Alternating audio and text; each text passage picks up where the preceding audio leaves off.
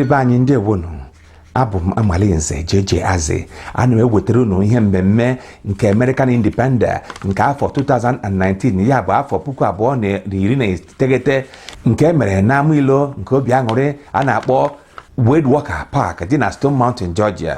Ndị be anyị mmadụ ọzọ ọkwa Amalinze JJ Aze nọ n'ebe a na-eme mmemme Igbo picnic ya iri ezi nke ndị Igbo. Ọ bụ ndị Amerịka ka m si chetara unu, ọ bụ ụbọchị independence nke Amerịka, ya bụ ncheta mgbe ndị Amerịka nwere onwe ha.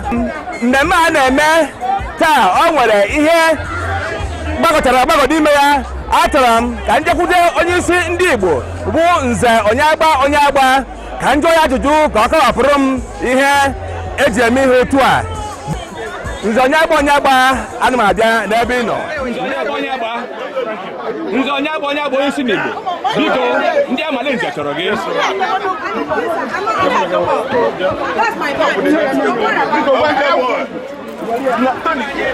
Abụ mụ na Nze onye agba ọ ya bụ onye isi ndị Igbo na Georgia. Mmemme taa bụ ya bụ onye kwadoro ya nụ, ya bụ isi sekpụ ntị. Aga m ajụ ya ajụjụ ka ọ sị anyị maka mmemme nke a na-eme taa. Nze onye agba biko, mmemme nke a bụ mmemme independence nke Amerịka. Ọ gịnị gbasara ndị Igbo? Nwanne m nwoke, tata 4th of July anyị na-celebrate American Independence. Biko ndị be anyị gbanụ ntị unu nụrụ ihe ọ na-ekwu. Mkpọtụ dị ebe a mana unu gba ntị unu ka nụ ihe ọ na-ekwu. Since afọ ọmụmụ na 1984, every year ndị Igbo na-enwe picnic ejibere anyị. Ma nke alụ tata pụrụ iche. Ihe o jikwa iche wụ na despite the fact na mma nwoke on Tuesday, ebe anyị nwere ala, we have been going for almost many years for rezoning. Ka ndị obodo nyere anyị aka ka anyị na-enwe event.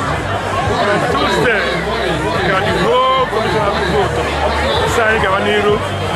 So ndị anyị na-eme, anyị ji ofu obodo na-ekwuru na one is celebrate independence because ikele ndị Igbo na-akwụdo na-akwụdo m onye isi be na-asịrị ka aje ka enwe anyị were ekele Chineke ihe o mere ndị Igbo.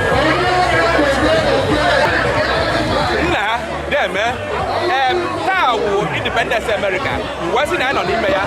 Ihe na-ajụ bụ na mmemme a na-eme mgbe gara aga ha sịrị nọ nke eji echeta ihe egwuregwu mgbe agha na Biafra, mana anụghịzi m ihe dịka ya na nke a. Nwanne m nwoke ibe bụ eziokwu nwanne ahụ mgbe e bidoro ibe at 12 o'clock anyị esego ndị Igbo ọjị mee emume icheta ndị nwụrụ mgbe a na-alụ ọgụ. N'ahụ tata anyị mere ya, anyị kwere ukwe cheta ụmụnne anyị nwụrụ ndị wọọ na Biafra. Ife a niile anyị mere ya ka esi eme n'arọ gara aga. Ụbọchị ncheta mbọchị ndị Amerịka nwere onwe ha, 4th of July, independence America. Yes. Ndị Igbo na-eti ya cheta maka ndị e gburu na Biafra. Yes. Mana anụghị m ya taa, ọ gịnị mere? Ekpere maka ndị e gburu n'oge agha tupu ebịa. Anyị kpere ekpere n'ụbọchị taa.